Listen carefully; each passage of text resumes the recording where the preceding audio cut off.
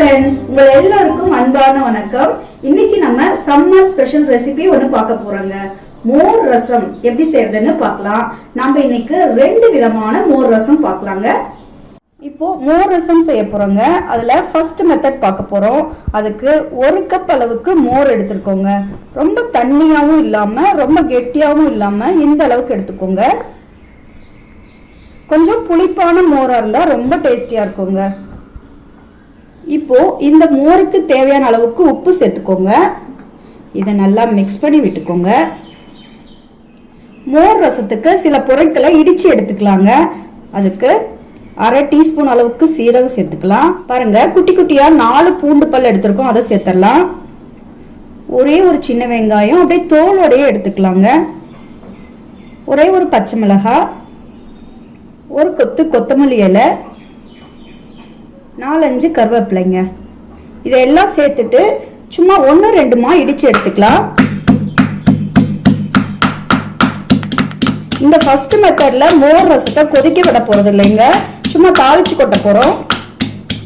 இப்போ மோர் ரசத்தை தாளிக்கிறதுக்காக தாளிப்பு கரண்டி அடுப்புல வச்சுட்டோம். இதுல நல்லா 1 டேபிள் ஸ்பூன் அளவுக்கு எண்ணெய் விட்டுக்கலாங்க. பாருங்க, எண்ணெய் நல்லா காஞ்சதும் கடுகு 1/4 டீஸ்பூன் சேர்த்துக்கலாம். கடுகு நல்லா ஃப்ரை ஆனதும் ஒரு வரமிளகாயை கட் பண்ணிட்டு சேர்த்துக்கலாம். இது கூடவே நம்ம இடிச்சு வச்சோம் இல்லைங்களா, அது எல்லாத்தையும் சேர்த்துக்கலாம். இதெல்லாம் நம்மளோட பாரம்பரியமான ரெசிபிங்க. வெயில் காலத்துக்கு அவ்வளோ சூப்பராக இருக்கும்.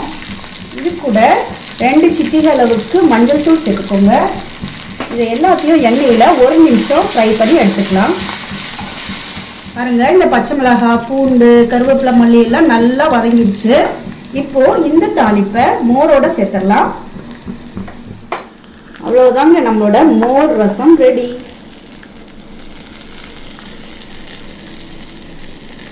இப்போ மோர் ரசத்துல செகண்ட் மெத்தட் பார்க்கலாங்க. அதுக்கு 1 கப் அளவுக்கு மோர் எடுத்திருக்கோம். சில பேருக்கு மோர் ரசம் தண்ணியா பிடிக்கும், சில பேருக்கு கெட்டியா பிடிக்கும். அதனால உங்களுக்கு ஏத்த மாதிரி மோரை தண்ணியாவோ அல்லது கெட்டியாவோ எடுத்துக்கோங்க. இப்போ இது போல 1 கப்ல 1 டீஸ்பூன் அளவுக்கு அரிசி மாவு எடுத்துக்கோங்க. இதுல தண்ணி நல்லா 3/4 கப் அளவுக்கு விட்டுக்கலாங்க. நல்லா கரைச்சி எடுத்துக்கலாம்.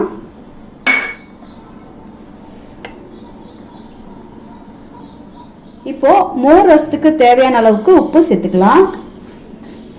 இதை எல்லாத்தையும் நல்லா மிக்ஸ் பண்ணி விட்டுட்டு அரிசி மாவு மட்டும் கொதிக்க விட போறோங்க. இப்போ மோர் ரசம் செய்யறதுக்கு ஒரு கடாய் அடுப்புல வச்சுட்டோம். இதுல நம்ம பச்சரிசி மாவை கரைச்சி வச்சோம் இல்லைங்களா, அதை சேர்த்துடலாம். இதை ஒரே 1 நிமிஷம் கொதிக்க விடலாங்க. இது கூட மோரெல்லாம் சேர்த்து நம்ம கொதிக்க விட்டோம் அப்படின்னா திரியறதுக்கு வாய்ப்பு அதிகங்க. ஆனா இந்த மெத்தட்ல செய்யறப்போ மோர் ரசம் திரியாம சூப்பரா வருங்க. பாருங்க, அரிசி மாவு சேர்த்துட்டு ஒரே 1 நிமிஷம் பச்சை வாசனை போக கொதிக்க விட்டுட்டோங்க. இப்போ ஸ்டவ் ஆஃப் பண்ணிடலாம். ஆஃப் பண்ண பின்னாடி தான் நம்ம கரைச்சி வச்சிருக்கோம் இல்லைங்களா, அந்த மோரை சேர்த்துடலாம். இப்போ இதை லைட்டா மிக்ஸ் பண்ணிட்டு உடனே இதை கப்புக்கு மாத்திடலாங்க, கடாயில வைக்க வேண்டாம். மோர் ரசத்தை தாளிக்கிறதுக்காக ஒரு தாளிப்பு கரண்டி அடுப்புல வச்சுட்டோம். இதுல 1 டேபிள் ஸ்பூன் அளவுக்கு எண்ணெய் விட்டுக்கலாங்க.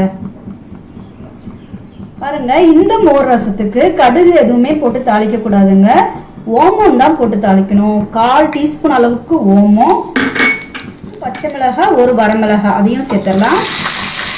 ஒரு கொத்து கருவேப்பிலை. இதை நல்லா பொன்னிறமா வறுத்துக்கலாம். இது கூட 1/4 டீஸ்பூன் அளவுக்கு பெருங்காயத்தூள் சேர்த்துக்கோங்க. இப்போ இது எல்லாத்தையும் நல்லா மிக்ஸ் பண்ணிட்டு இந்த தாளிப்பை மோர் ரசத்துக்கு கூட சேர்த்துடலாம்.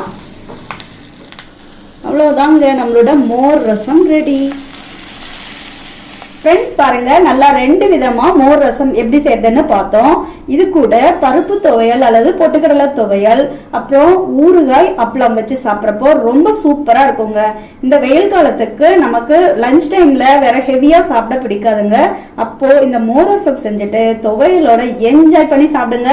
இந்த வீடியோ பிடிச்சிருந்தா ஞாபகமா லைக், ஷேர், சப்ஸ்கிரைப் பண்ணிக்கோங்க. இது வரைக்கும் இந்த வீடியோவை பொறுமையா பார்த்தவங்களுக்கு ரொம்ப ரொம்ப நன்றி.